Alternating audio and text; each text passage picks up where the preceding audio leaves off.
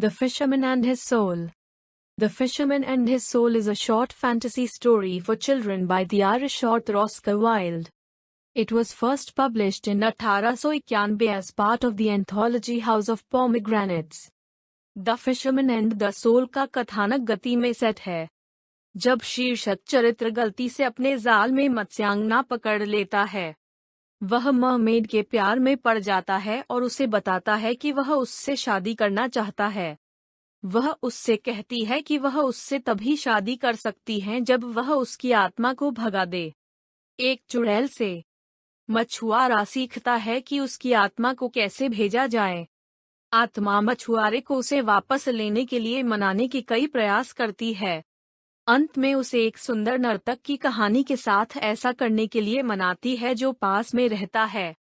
बहुत देर से मछुआरे को पता चलता है कि जिस आत्मा को उसने बिना दिल के दुनिया में भेजा था, वह बुरी हो गई है। Plot summary.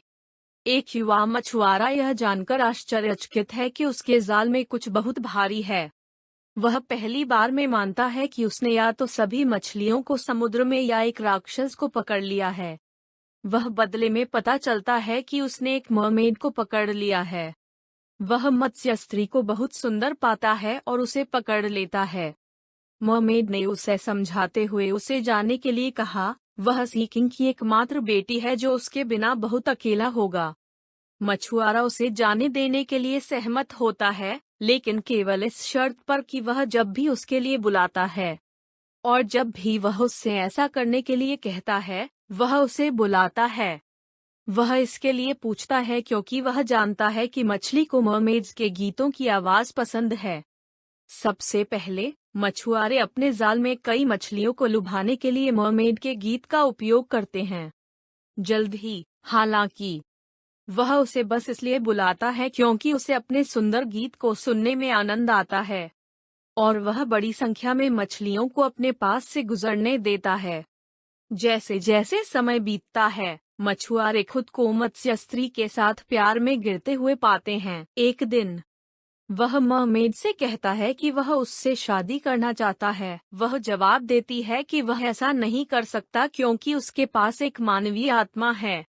वह कहती है कि वह उससे शादी कर सकता है अगर वह अपनी आत्मा को दूर भेज सकता है, लेकिन यह भी कहता है कि वह नहीं जानता कि यह कैसे करना है। मछुआरे ने पुजारी से पूछा कि वह अपनी आत्मा को कैसे भेज सकता है। पुजारी अपनी आत्मा से छुटकारा पाने के इच्छुक किसी व्यक्ति के विचार से भयभीत होता है और किसी सागर लोक के प्यार में पड़ने वाले मानव के विचार से उतना ही भयभीत होता है। वह मछुआरे को दूर भेजता है, उसे यह बताने के बाद कि समुद्रलोक जानवरों से बेहतर नहीं है और उन सभी लोगों के लिए कोई मोक्ष नहीं होगा जिनके साथ कुछ भी करना है। मछुआरा कुछ व्यापारियों को अपनी आत्मा बेचने की कोशिश करता है। वे यह स्पष्ट करते हैं कि वे किसी व्यक्ति की आत्मा को बेकार मानते हैं और इसे खरीदने में कोई दिलचस्पी नहीं रखते हैं। मछुआरा पास में रहने वाले एक युवा चुड़ैल को देखने जाता है। वह अनिच्छा से उसे यह बताने के लिए सहमत हो गया कि वह अपनी आत्मा को कैसे भेज सकता है, इस शर्त पर कि वह उस रात एक पहाड़ की चोटी पर आयोजित होने वाली चुड़ैलों सप्त में उसके साथ नृत्य करता है। वह मछुआरे से कहती है कि वह सप्त के दिन होगा, लेकिन यह नहीं कहेगा कि वह कौन है। उस रात मछुआरे सप्त के दिन चुड़ैल के साथ नाचता है। वह काले रंग के कपड़े पहने एक आदमी को नोटिस करता है जो उसे लगातार देख रहा है। जब चुड़ैल ने मछुआरे को पीला आदमी की ओर ले जाना शुरू किया, यह कहते हुए, आओ हम पूजा करते हैं, मछुआरा क्रॉस का चिन्ह बनाता है। पीला आदमी और बाकी सभी चुड़ैलें भाग जाती हैं। हालांकि मछुआरा युवा चुड़ैल को पकड़कर रखता है और उसे अपना वादा निभाने के लिए मजबूर करता है। वह उसे बताती है कि वह अपनी आत्मा से मुक्त हो सकता है यदि वह उसके पीछे चंद्रमा के साथ समुद्र के किनारे पर खड़ा है और चाकू से अपने पैरों से उसकी छाया काट देता है।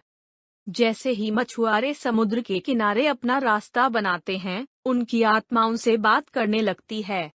आत्मा मछुआरे से कहती है कि उसे बिना दिल के दुनिया में मत डालो। वह मछुआरे से उसे अपना दिल देने के लिए कहता है। मछुआरे ने मना कर दिया।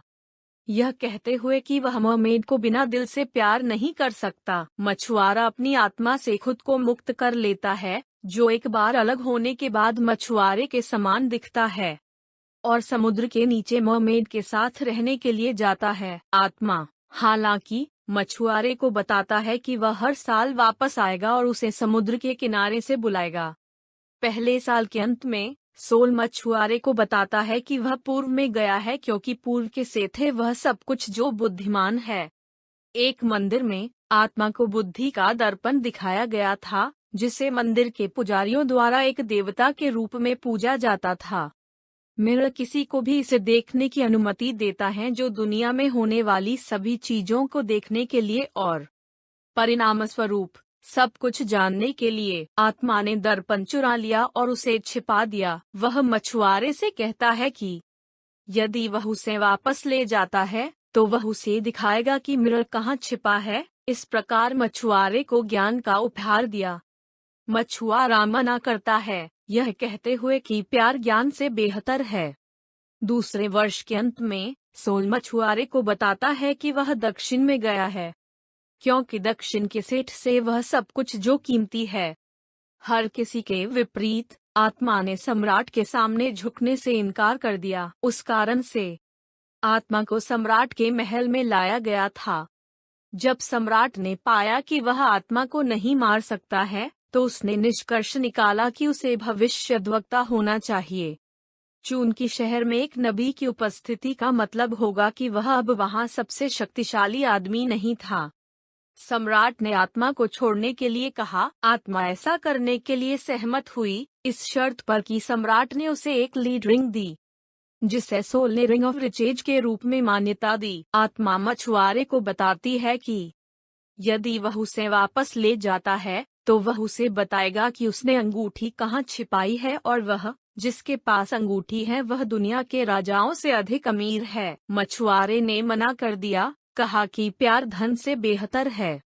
तीसरे वर्ष के अंत में सोल मछुआरे को बताता है कि एक शहर में केवल एक दिन की सवारी पर सुंदर सफेद पैरों वाला एक नर्तक है।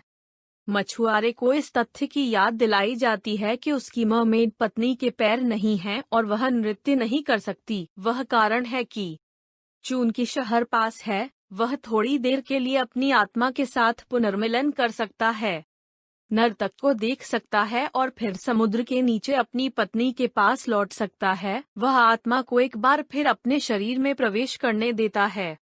आत्मा मछुआरे को 3 अलग अलग शहरों में ले जाती है, जिनमें से कोई भी सुंदर नर्तक का घर नहीं है। पहले शहर में सोल ने मछुआरे को चांदी का प्याला चुराने के लिए राजी किया। दूसरे शहर में वह उसे एक बच्चे को मारने के लिए राजी करता है। तीसरे में वह उसे एक दयालु व्यापारी की हत्या करने के लिए राजी करता है।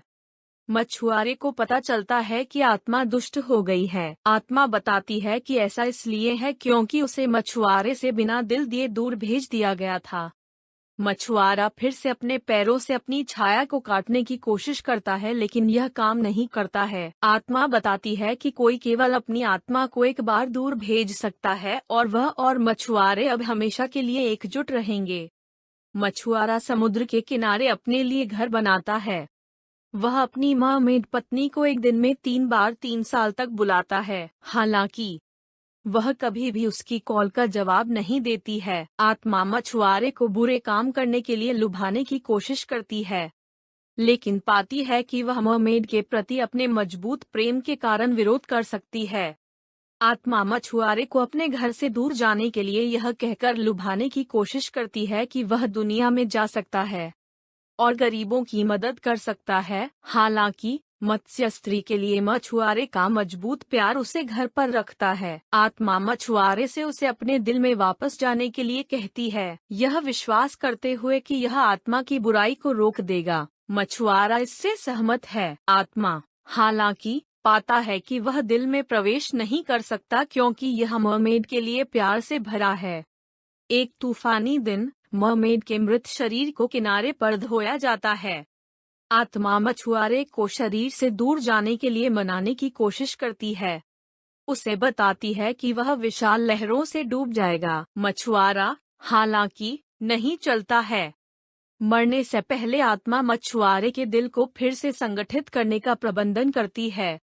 अगले दिन पुजारी समुद्र तट पर मछुआरे और मरमेड के शवों को ढूंढता है।